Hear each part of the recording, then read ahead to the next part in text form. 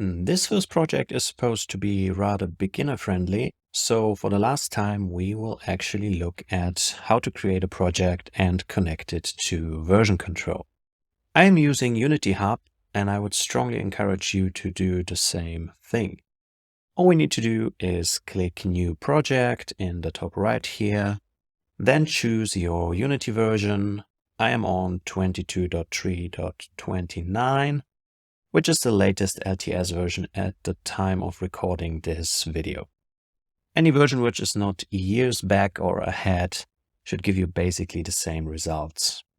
Then give a name and location to your project, and finally we get into the VS and cloud specifics, where you can choose your Unity Cloud organization. If you set up the Unity Cloud user as we did in the lessons, you should only have one option here. We want to connect to Unity Cloud and surprisingly also to version control. This will expand some additional settings, which you can leave as defaults, unless you want to change the repository name.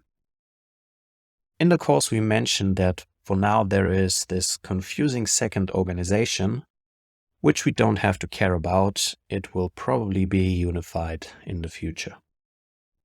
Finally, click Create Project, and you are done. See you in the next video.